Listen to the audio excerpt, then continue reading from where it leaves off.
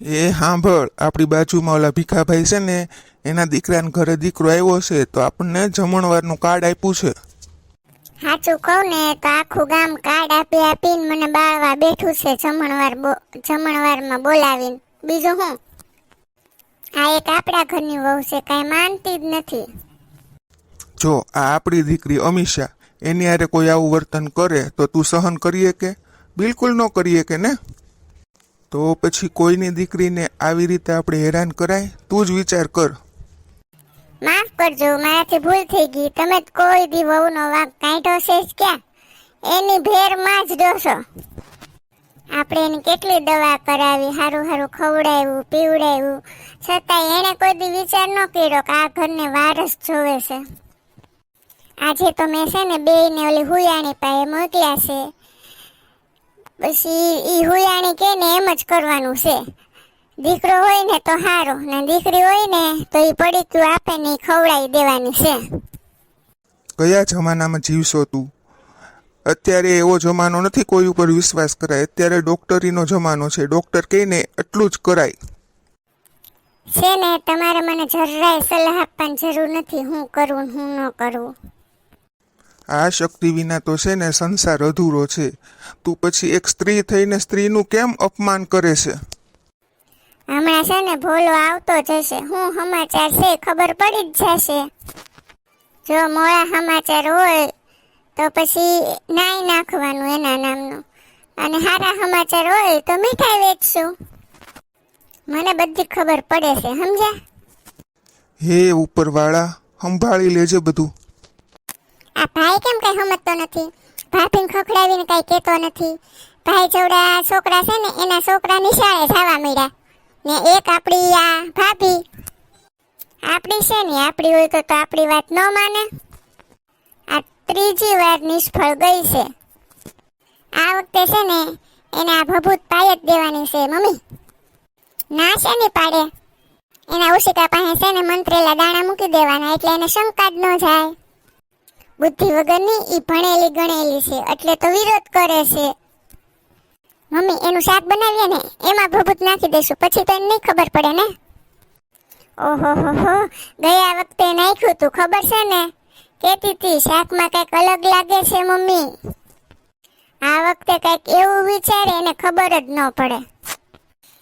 એ mummy એક idea આવ્યો છે. એને છે ને મેંગોનું શરબત બહુ એટલે બહુ ભાવે છે, તો એમાં આપણે ભભૂત નાખીને પીવડાવી દઈએ તો? કારણ કે આપણે આ બાળક જોતું જ નથી, આપણને ખબર જ છે દીકરી જ છે. હા, મેંગોના શરબતમાં આ ભભૂત ભેળવીને એને પીવડાવી દે એટલે કામ પતે. હાલો ફટાફટ બનાવી નાખી. આવે નહીં પેલા બનાવી નાખ, એટલે આવે એટલે તરત પાય જ દેવાય. હવે છે ને આ વખતે મમ્મી એને ખાટલેથી પાટલે ને પાટલેથી ખાટલે એમ જ રાખવાની. રસોડામાં તો ઘૂસવા જ નહીં દેવાની. એને છે ને શંકા ન જાવી જોવે કાંઈ. હવે તું ઝટ રસોડામાં જા અને શરબત બનાવી નાખ, અને થોડુંક છે ને ગળ્યું રાખજે એટલે એને ભભૂતની ખબર ન પડે. અત્યારે તો કામ પતાવી જ દેવું છે. ભભૂતી ભેળવું ને એટલે કામ પૂરું. બેટા કેમ આમ ઉદાસ ઉદાસ ફરે છે? કઈ વાત છે? પપ્પા, મમ્મીએ તો હવે હદ કરી છે. આ ઓલા હુયાણી પાસે ગયા છે અને કીધું છે કે આ બાળકોમાં નથી જોતું. એણે કાગળિયામાં લખી દીધું છે, તો આ લાવવું કે ન લાવવું એ વિચારું છું. એવું કાંઈ લાવવાનું નથી થતું. આપણે ભગવાને જે આપ્યું છે ને એ સ્વીકારો. આવા તો આ દુનિયામાં કંઈક આવ્યા ને કંઈક ગયા ભાઈ. બીજી વાત હું કહું બેટા, તમે બે માણા મક્કમ હો ને તો પછી ત્રીજાની સલાહ લેવાની કાંઈ જરૂર નથી. પપ્પા, મમ્મી છે ને આ ગર્ભપાત કરાવવા હાટું નત નવા ગતકડા કરે છે. બોલો, હું પણ કંટાળી ગયો છું તાર મમ્મીથી. કઈ રીતે એને સમજાવું કે જમાનો બદલાઈ ગયો છે, અત્યારે દીકરો કે દીકરી બધું એક સમાન જ છે. પપ્પા તમે જ કંઈક કરો ને, આ લોકોને સમજાવો ને. બોલીને જે ખાવાનું હોય ને એ નથી આપતા, ન ખાવાનું હોય ને એ ખવડાવીને ગર્ભપાત કરાવવા માગે છે. આ જ વેતરણમાં હોય છે એ બંને માં દીકરી. આવી રીતે કરને તો કાંઈક ઓલું થાય. હા પપ્પા, હવે આ ઉપાય સાચો. હવે તો બુદ્ધિથી જ કામ લેવાનું છે. જો બેટા, એક સ્ત્રી છે ને સારી જ હોય છે, પણ જ્યારે જીદ પકડે છે ને ત્યારે સારું નરસું ભૂલી જાય છે. જીદ પાછી એવી હોય કે પોતાને અહમને પોષતી હોય પણ સામેવાળાનો વિચાર ન કરે. વાહ બેટા વાહ. આ અહમ શેનો છે ખબર છે? કે બસ સમાજ સામે અમારો વટ પડવો જોવે, એનો અહમ છે. તો શું આ દીકરી જન્મે તો અહમ ખોવાઈ જાય?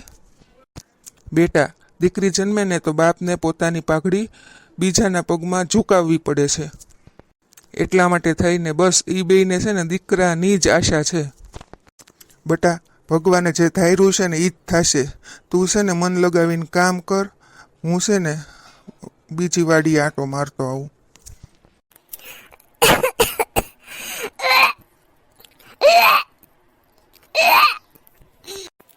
ભાભી, પાણી લઈ આવું?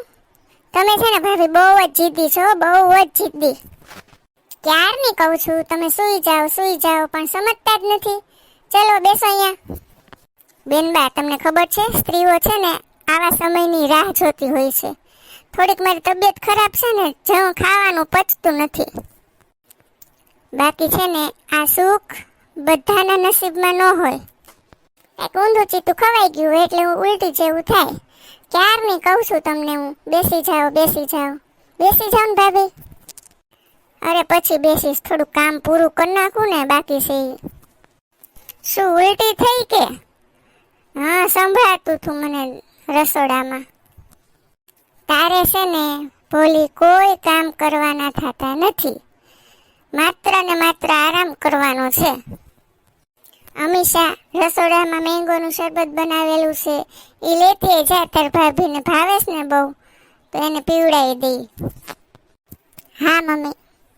આમે તાર ભાભીને દૂધમાં વાસ આવેશ ને તો આ શરબત ભાવશે, એટલે ઓપકાઈ ન આવે શરબત પીને એટલે. મમ્મી, બેન, તમે તમારી બહુ સેવા કરો છો, પણ મને છે ને અત્યારે શરબત નહીં ભાવે, હું પછી પી લઈશ.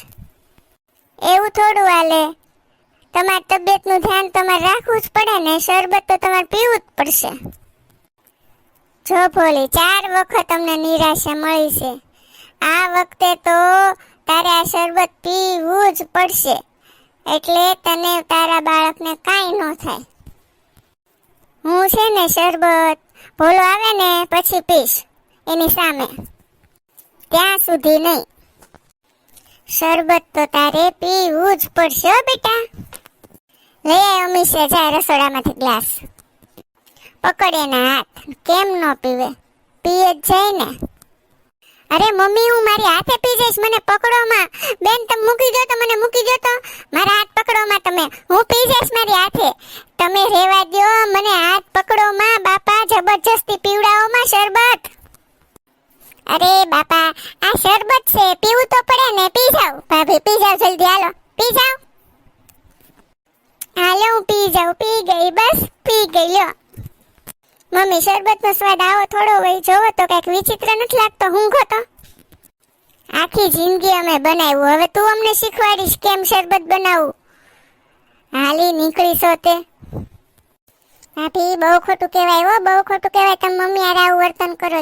મારે બાપુજીને કહેવું પડશે કે તમારી વહુ હવે કોઈના કયામાં નથી રહ્યા.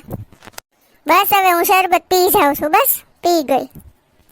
આ હા હા હા પપ્પા, શું સુગંધ આવે છે! શેની આવે છે? વહુ માટે ઘી લાવ્યો ને એની. આ જો બાપુજી ભાભીનું કેટલું ધ્યાન રાખે છે, તું તો કાંઈ નથી રાખતો. હું નથી રાખતો એમ? હું જો એને લઈને દવાખાને જાઉં છું શહેરમાં. લે, દવાખાને હું કામ જાવું છે હે? આ તમે નહોતા કહેતા હુયાણી કે ઈ બધું સાચું જ હોય, તો પછી સાચું છે ખોટું છે એ ડૉક્ટર પાસે તપાસ કરાવીએ તો ખબર પડે ને કે હુયાણી કેટલી સાચી ને કેટલી ખોટી, બરાબર ને? આ હુયાણીએ જે દવા આપી હતી ને, એ તો મેં એને શરબતમાં નાખીને પાઈ દીધી સવારે જ. તો હવે ડૉક્ટર પાસે જવાની શું જરૂર હે? કાંઈ વાંધો નહીં, એમાં શું થઈ ગયું? એ તો દેશી ઔષધિ હતી. આ ડોબો એને દેશી ઔષધિ સમજે છે. દીકરો હશે ને તો જ આ આંગણામાં રમશે. દવાના નામે મેં એને શું આપ્યું છે ને એ તો હું જ જાણું. જો હું ઘી લાવ્યો ને એમાંથી ફક્ત ને ફક્ત વહુ માટે જ બધી વાનગી બનશે અને વહુને જ ખાવાનું છે, સમજ્યા? અને ભોલા, તું છે ને ડૉક્ટર પાસે જા વહુને લઈને અને ડૉક્ટરને પૂછ કે આને શું ખવડાવીએ તો બાળક અને માં તંદુરસ્ત રહે, બરાબર ને? ભોલી હાલ જાટ, મોડું થાય છે, પછી દવાખાના અત્યારે તો ખુલ્લી જ ગયા હોય, ટાઈમે પોગી જાય ને તો વારો જલ્દી આવી જાય. એ આવું જ છું હો, 1 મિનિટ. બીજા દિવસે આ હજી નો આવ્યા, કાલના શહેરમાં ગયા છે. શું કીધું છે ડોક્ટરે? કાંઈ ખબર નથી પડતી. મમ્મી, તમે ક્યારના આટા મારો છો ભાઈની વાત જોઈને.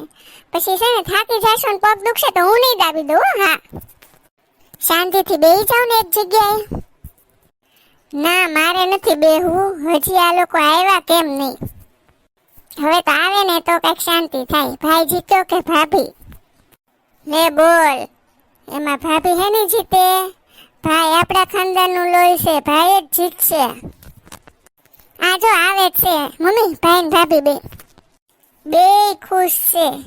એટલે મને લાગે છે કે ભોલો છે ને ભોલીને ગર્ભપાત કરાવવામાં મનાવી લીધી લાગે છે. ભાઈ ભાભી જલ્દી મને કહો, હું સમાચાર લાવ્યા છો? આ વખતે તો ભત્રીજો પાક્કો ને? ભોલા જોવો તો ખરા, મમ્મીને ને બેનબાને તો રાતે ઊંઘે નહીં આવી હોય કા? હાલો ત્યારે જલ્દી હારા સમાચાર તમે જ સંભળાવો. બેન, તે ભોલીને રક્ષા બાંધી હતી ને, પછી એનો વાળ કોણ વાકો કરીએ કે હશે કોઈ તારા જેવી ઢીંગલી આપણા આંગણામાં રમશે? મમ્મી, આ ભાઈ શું કહે છે સાંભળો. શું કીધું? ઢીંગલી? હા, ઢીંગલી આવશે ને તો આ ઘરનું આંગણું શોભશે. કહેવાય છે દીકરી છે ને ઘરની લક્ષ્મી કહેવાય, ઘરની શોભા કહેવાય.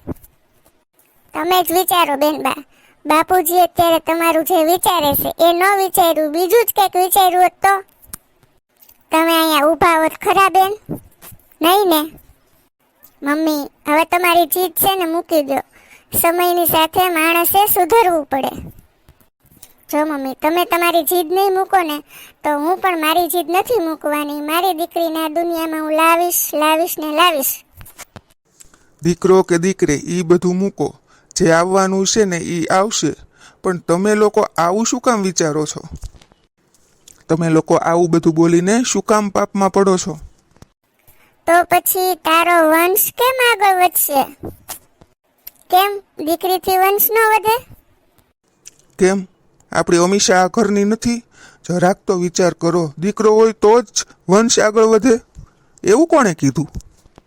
અને એના માટે થઈને આપણે ગર્ભમાં રહેલા બાળકને મારી નાખવાનું? ભોલા, હું તમારી વાત સાથે સહેમત છું. હું પણ સહમત છું. મમ્મી, નાના મોઢે મોટી વાત. ખોટું લાગે ને તો માફ કરજો, પણ વંશ ચલાવવા માટે દીકરો કે દીકરી બંને જોઈએ. તમે જ વિચાર કરો ને મમ્મી. તમે આ દુનિયામાં ન હોત તો હું મમ્મી કરીને કોને બોલાવત? બેનબા દુનિયામાં ન હોત તો એના ભાઈની રક્ષા કોણ કરત? દુનિયા ચલાવવા માટે મમ્મી, ભાઈ અને બેન એટલે કે સ્ત્રી અને પુરુષ બંનેની જરૂર છે. કોઈ એક વ્યક્તિથી દુનિયા ન ચાલે. ગાડીને 2 પૈડા તો જોવે જ મમ્મી. એ ભૂલી જાઓ કે દીકરો આવશે તો જ વંશ વધશે. તમારા ઘરે દીકરી આવશે તો એ નિમિત્ત બનશે કોકના વંશ ચલાવવા માટે. બસ હવે આ વાતને અહીંયા ભૂલીને આપણે સ્વીકારી લેવાનું છે કે આ લક્ષ્મી ઘરમાં આવશે જ. બેનબા, તમારા લગ્ન થાય અને તમને પહેલા ખોળે દીકરો આપે ભગવાન, તો એને રાખડી બાંધવા બેન તો જોશે જ ને? જોશે ભાભી, તમારી વાત હું સમજી ગઈ. એક દીકરી થઈને હું દીકરીને જન્મ નહોતી લેવા દેતી. મારી ભૂલ થઈ ગઈ ભાભી. મારી પણ ભૂલ થઈ ગઈ, મને માફ કરી દેજો બેટા. હું છે ને સમજી ન શકી. આ વંશને આગળ વધારવો છે, વંશનો વારસદાર જોઈએ છે, એમ કરીને હું લક્ષ્મીને નકારતી જ રહી. હવે બધું સમજાઈ ગયું છે. આ દીકરો કે દીકરી બધું એક સમાન જ કહેવાય. વંશને ચલાવવા માટે દીકરાની જ જરૂર હોય એવું નથી. ક્યારેક દીકરી પણ વંશને આગળ વધારે છે. અને સાંભળો, તાર પપ્પા જે ઘી લાવ્યા છે ને એની હું સુખડી બનાવી દઈશ મારી ભોલીને, અને ભોલી પણ ખાશે ને એની દીકરી પણ ખાશે. ભોલા, તમારો ઉપકાર માનવું ને એટલો ઓછો છે. તમે પાપ અને પુણ્યને પછી રાખ્યા, પેલા ઈશ્વરની મરજીને રાખી. ભગવાન પાસે પ્રાર્થના કરું છું, જો મને સાતેય ભવ ધણી મળે ને તો ભોલો જ મળે. વંશ જે હોય તે, પણ હશે તો મારો જ અંશ. હા, એકદમ સાચો બેટા. જે પણ આવશે એ તારો જ અંશ. ચાલ ભોલી, હવે તું આરામ કર. હવે તારે છે ને કોઈ પણ જાતનું કામ કરવાનું થતું નથી, બરાબર? અને ઉલટી બુલટી બધું બંધ થઈ જાય ને પછી તને એમ થાય કે મારે થોડું કામ કરવું છે તો કરજે, ઓકે? મિત્રો, દીકરો હોય કે દીકરી, એને આ દુનિયા જરૂર દેખાડો પ્લીઝ. જો તમને આ વિડીયો ગમ્યો હોય તો લાઈક, શેર અને સબસ્ક્રાઇબ જરૂર કરો. ધન્યવાદ.